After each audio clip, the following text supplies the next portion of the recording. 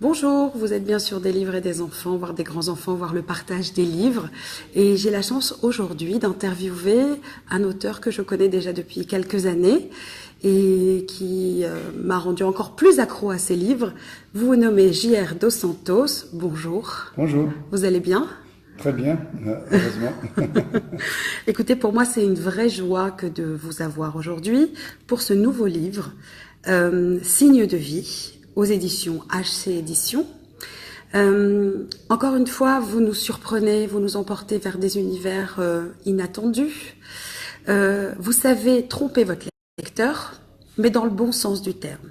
C'est-à-dire qu'à chaque fois, on a toujours cette impression que vous allez être dans la redondance, de nous prouver que votre personnage fétiche n'est là que pour compléter une nouvelle histoire.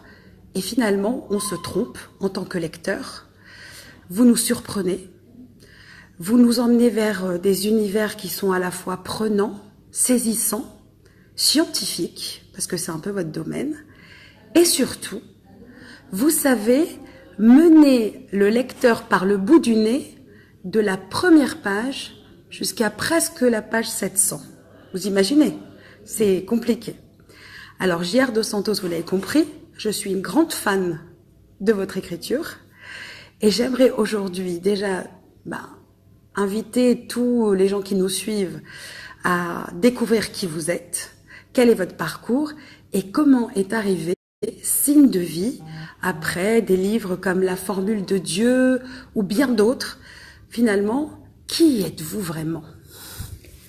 Bon, je suis né au Mozambique, mes parents sont portugais, je suis portugais évidemment. J'étais pendant 25 ans professeur à l'université de Lisbonne et je présente le journal GT au Portugal, dans la première chaîne à 20 h, il y a 27 ans. Et il y a 16 ans, j'écris des romans, dont les romans de mystère, où le personnage principal c'est Tomás Noronha, voilà. Sont traduits en français. Les autres sont des romans historiques autour de l'histoire du Portugal, ils ne sont pas traduits. Et ce que j'aime faire avec la fiction, c'est toujours utiliser la fiction pour raconter quelque chose de vrai. Parce qu'à mon avis, la fiction est un instrument pour la vérité. Et en effet, c'est ça la grande littérature.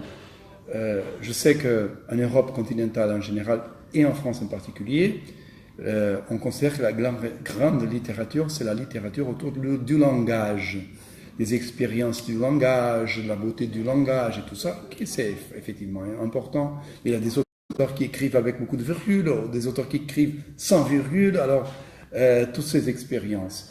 Mais pour moi, non. Pour moi, la grande littérature, c'est sur la vérité. C'est ça ce que fait les grands romans. Quand on lit par exemple le procès de Kafka, l'important là, c'est pas le langage. Le langage, c'est un instrument important, le style et tout ça. Mais l'important, c'est qu'est-ce qu'il nous dit sur la justice dans un système totalitaire. C'est ça le procès. Et quand on lit 1984 de George Orwell, c'est la même chose. Il nous présente une vérité profonde sur le totalitarisme. Même par exemple, quand on lit Proust, à la recherche d'un perdu, il nous présente des vérités sur les nostalgies de l'enfance. Quand on lit Madame Bovary de Flaubert, il nous présente une chose qui était interdite de dire au 19e siècle, c'est que les femmes, elles avaient aussi des relations extra-conjugales, c'était pas seulement les hommes. Réservées aux hommes. Voilà. Et c'était une chose dont on ne pouvait pas parler au 19e siècle. Alors qu'aujourd'hui, quand on lit Madame Bovary, ça semble un roman normal, mais il faut qu'on comprenne l'époque où elle a été écrite. Alors, c'est ça la grande littérature. C'est la littérature qui présente des grandes vérités. Et pour moi, je ne pourrais jamais écrire un roman qui nous raconte une histoire sans conséquence. Tous mes romans, ils ont un rapport quelconque avec la vérité. Avec le signe de vie, le sujet, c'est la vie.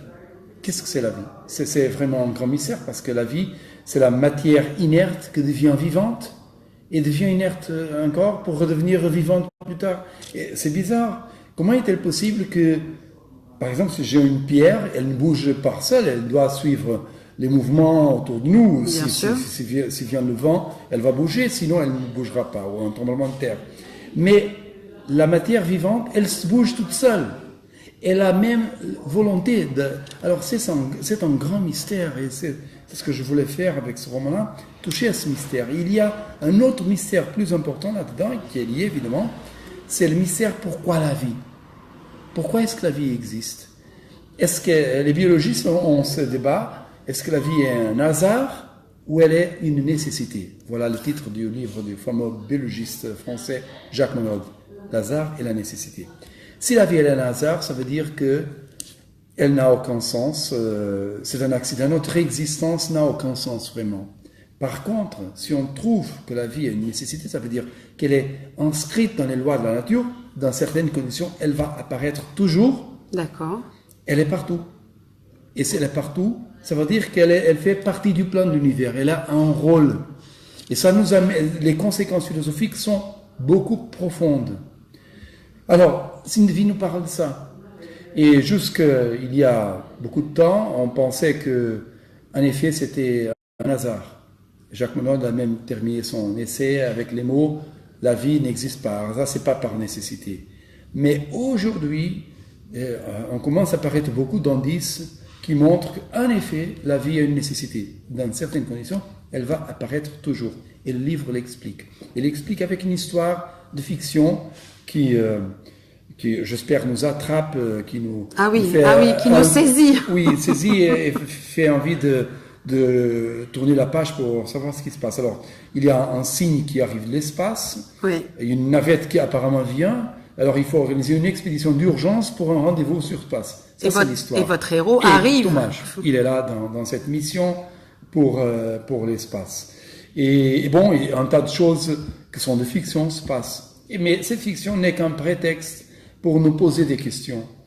Et parce que pour moi, c'est ça la grande littérature. C'est la littérature qui pose des questions. Mais qu'est-ce qui vous anime, J.R. Dos Santos, quand vous écrivez un livre?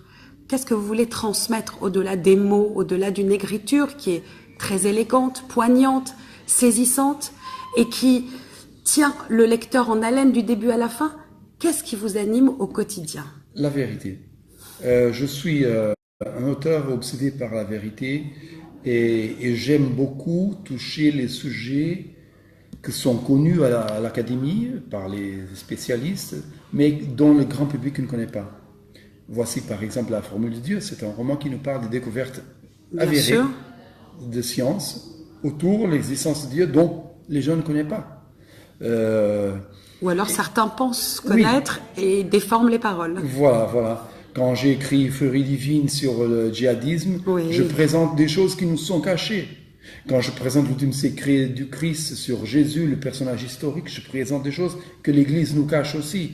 Alors, j'aime ce jeu de rechercher un sujet, de trouver les vérités derrière celles qu'on nous présente et montrer ces vérités. En fait, c'est un jeu d'ombre et de lumière. Oui, voilà. Ce que je fais, nous sommes dans une chambre et j'étends la lumière et soudain, j'ouvre une lumière là et je montre un autre chemin. Et c'est ce que je fais avec Sindhi. Il y a ce débat entre les biologistes, mais vous savez, la science, c'est très intéressant parce que la science, c'est où le grand débat philosophique se passe aujourd'hui, les grandes questions existentielles. Le problème, c'est que les scientifiques, premièrement, ils n'ont pas de préparation philosophique pour comprendre beaucoup des découvertes. Et deuxièmement, ils ne savent pas les expliquer parce que leur boulot, c'est pas écrire. Ils ne sont pas des écrivains, ils sont des scientifiques. Alors, beaucoup de gens me disent, après lire votre bouquin, je regrette de ne l'avoir pas lu quand j'étais au lycée parce que je choisirais une autre chose. Parce que si c'est si intéressant, ces découvertes.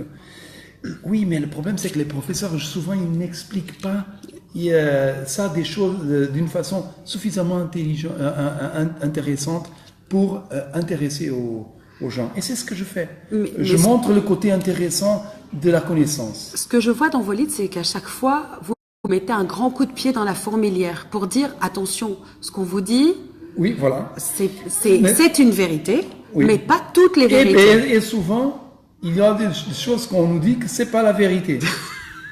Bon, c'est vrai qu'en science, c'est inévitable parce que les vérités en science sont toujours transitoires. Bien sûr. Ça veut dire, on pense aujourd'hui une chose, mais demain on va peut-être découvrir une autre chose qui nous va démontrer quelque chose que ce qu'on pensait, c'était pas vrai. Alors c'est normal chez les sciences. Mais il y a des autres domaines où c'est pas si normal, la politique et tout ça, les idéologies sont des sujets où j'aime aussi travailler, comme la religion, parce que sont des domaines où on trompe beaucoup les gens. Mais vraiment, on trompe dans les religions, on trompe chez la politique, ça c'est... Vous aimez, vous aimez appuyer là où ça fait mal, oui, finalement. Oui, j'aime toucher le sujet. Par exemple, dans le djihadisme, je touche au djihadisme, comment les gens raisonnent dans Furie divine, le roman. Et je dis un tas de choses là dont on ne l'explique pas dans les médias. Premièrement, parce qu'on ne connaît pas en réalité. Et j'aime ce travail de amener les vérités cachées pour une raison quelconque.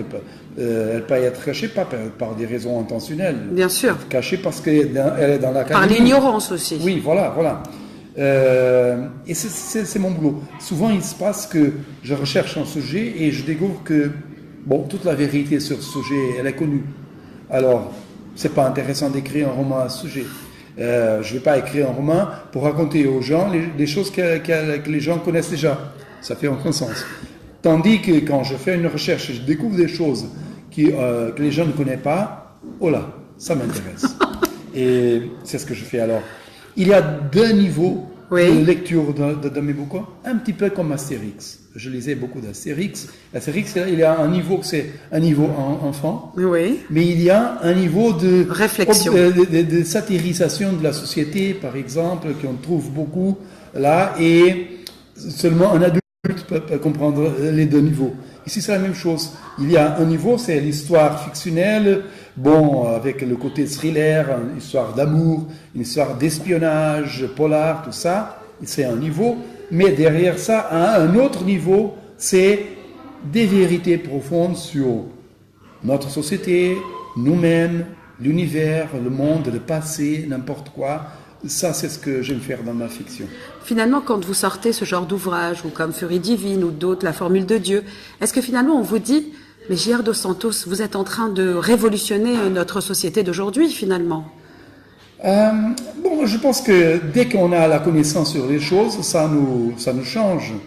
Et c'est vrai, ça s'est passé beaucoup avec La formule de Dieu, par exemple. Beaucoup de gens m'ont dit, j'ai changé beaucoup après lire ce bouquin-là. Parce que ce n'est pas, on dira, est-ce que c'est science-fiction? Non. C'est une fiction sur la science, mais finalement non. C'était une fiction sur la philosophie. Oui. C'est un roman philosophique. Et ça change les gens. Je me souviens avec La formule de Dieu, j'ai reçu une fois un email d'un lecteur français. Et le titre de l'email, du courrier, c'était votre bouquin m'a guéri. Alors, il m'a raconté, vous savez, j'avais une très profonde dépression.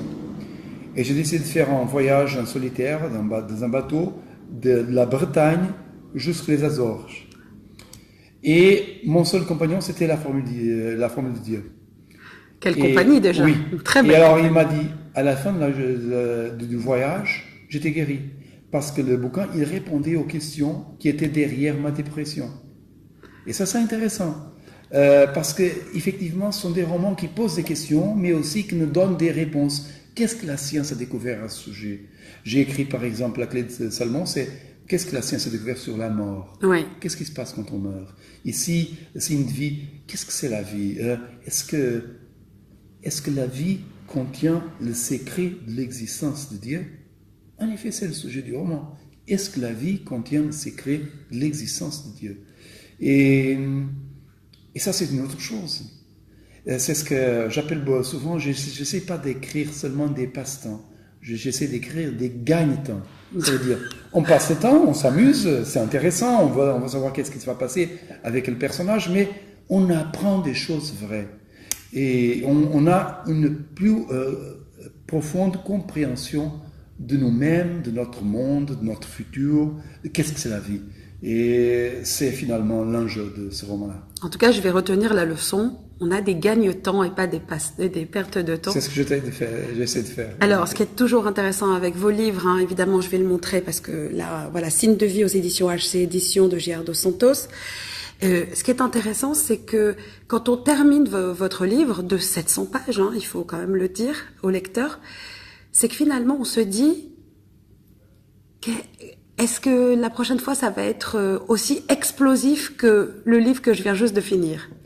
Et je suis sûre qu'à l'instant où je vous parle, votre cerveau est en train de réfléchir déjà à ce que vous allez mettre dans le prochain livre. Oui, je sais déjà ce que je vais écrire, en effet. Oui, j'aime surprendre le lecteur par le sujet, mais aussi par le scénario. Ici, il va à l'espace, c'est une chose pas normale chez Thomas. Mais quand on pense bien, oui, t'entends, il est allé en espace Oui, aussi. exactement. Il y a une aventure. C'est pas... Vous aimez bien la bande dessinée? Oui, j'aime c'est ma forte liaison avec la culture française ou franco-belge, si vous voulez. Oui, je lisais beaucoup de bandes dessinées. Et en effet, mon français, il vient beaucoup de la bande dessinée. On m'a dit qu'il faut pas dire ça par l'hypopète et ce genre de choses. C'est pas grave, nous on accepte. Oui. Mais c'est dans ma culture française, c'est par l'hypopète et par toutatis. En tout cas, le ciel vous est tombé sur la tête, je crois, hier soir, en arrivant sur Paris. Absolument, avec cette tempête. Oui, c'est vrai. Alors, ce livre-là est aussi important que les autres, bien évidemment, mais il détient un vrai message, même si c'est un roman, même si il y a ce côté romanesque, puisqu'il y a une histoire, il y a un thriller. Mais c'est justement, je te disais, oui. La grande littérature, c'est sur la vérité, ça. Alors, il doit avoir toujours un message. C'est pas un message, c'est pas une grande littérature. Donc, dans ce livre de grande littérature, j'espère, qui est un roman, moi je peux vous le certifier parce que moi je l'ai lu de A à Z, je vous ai dit, vous êtes un homme passionnant. Vos livres sont passionnants et vous donnez au lecteur cette envie de lire et de s'abreuver, en tout cas de savoir. Et je pense qu'aujourd'hui, vous êtes peut-être un des seuls en Europe, parce que vous êtes quand même portugais, à offrir ce genre d'ouvrage, parce que finalement, quand on termine un livre, moi j'ai eu envie d'aller voir ailleurs dans d'autres livres scientifiques pour essayer de voir s'il y avait peut-être pas une petite erreur, si vous aviez peut-être dévié de quelque chose. Eh ben non, je me suis mise à dire que non, vous aviez la vérité aussi. C'est pas impossible, on peut se tromper, ça c'est normal. Je me suis trompé déjà dans le passé. En général, ce sont vraiment des détails, mais c'est intéressant ce que vous avez dit parce que j'ai un ami français, un grand artiste, c'est Floch, c'est un grand artiste français, et sa femme m'a dit, José, tu sais, j'ai lu La Formule de Dieu. Et après, je suis allé en librairie pour acheter tous les bouquins sur la science. Pas pour vérifier ça, je me suis dit non, parce que ça m'a intéressé et je ne savais pas que j'avais cet intérêt. Et c'est ça le roman. Et souvent, par exemple, avec La Clé de Salomon, je parle de la physique quantique et je parle par exemple d'amour, quand je dis ce mot-là, les gens presque dorment. C'est l'équation de Schrödinger. Et alors... Et un ingénieur allemand à Leipzig, j'ai fait une présentation il y a quelques mois à Leipzig, il m'a dit, vous savez, j'ai fait pendant toute ma vie l'équation de Schrödinger, les calculs, et seulement après lire votre livre, j'ai compris qu'est-ce que c'est l'équation de Schrödinger. Parce que je n'avais pas compris. Et maintenant, c'est mon travail là, c'est de montrer le côté philosophique des découvertes scientifiques, ou historique, n'importe quel. Et je pense que les gens ont envie de comprendre ces choses, sauf que quand on parle on pense, bon, mais ça c'est trop compliqué. Non, ce n'est pas compliqué. C'est ça, vous mettez tout à disposition du lecteur. Le problème, c'est que les scientifiques, ils ne sont pas préparés pour écrire pour le grand public. Oui, parce que vous vulgarisez cette science. Voilà. C'est comme aller au médecin. Il va donner, mais qu'est-ce que j'ai ? Il va donner un mot très compliqué, mais qu'est-ce que ça veut dire ? Et finalement, ça veut dire que vous avez mal à la tête, quelque chose ainsi. Alors, vous pouvez dire d'une façon plus Donc vous simple. avez les mêmes médecins au Portugal qu'en France, finalement. Oui, absolument. Ils sont tous les mêmes. Les scientifiques parlent comme les médecins. Ils parlent des choses qui sont finalement simple d'une façon très compliquée. Et alors, ça rend la science compliquée. Et c'est pourquoi beaucoup de gens pensent, oh non, j'aime pas la science, c'est pas... Non, non, en effet, non. Nous n'avons pas, le bon professeur. Et combien de fois il se passe, par exemple, au lycée, qu'il y a une matière quelconque et soudain le professeur, puisqu'il est si bon, il est capable de nous séduire avec le sujet qu'il présente et on devient intéressé au sujet, pas parce que nous avons un désir naturel d'étudier ce sujet, mais parce qu'il l'a rendu intéressant. Et c'est mon boulot, c'est de prendre un sujet qui apparemment peut être pas très intéressant, mais le rendre intéressant. Et j'ai beaucoup de réactions des gens qui disent, bon, après lire votre ouvrage, je me sens intelligent. Mais vous êtes intelligent. C'est seulement les scientifiques qui écrivaient, qui n'écrivaient pas d'une façon intelligente pour expliquer les choses. C'est finalement ça. En tout cas, moi, vous m'avez séduite à nouveau avec ce livre, Signe de vie. Je vous remercie beaucoup, J.R. dos Santos, de m'avoir accordé cette interview. Et on peut avoir quelques petits éléments pour le prochain ou pas du tout? C'est un secret. Alors, vous ne dites pas toute la vérité? Non, il y a le moment pour la dire. Alors, on attendra. Merci beaucoup, en tout cas. Bon séjour à Paris. Et écrivez-nous encore de beaux livres comme celui-ci, parce que nous, on adore. Merci beaucoup. Au revoir. Au revoir.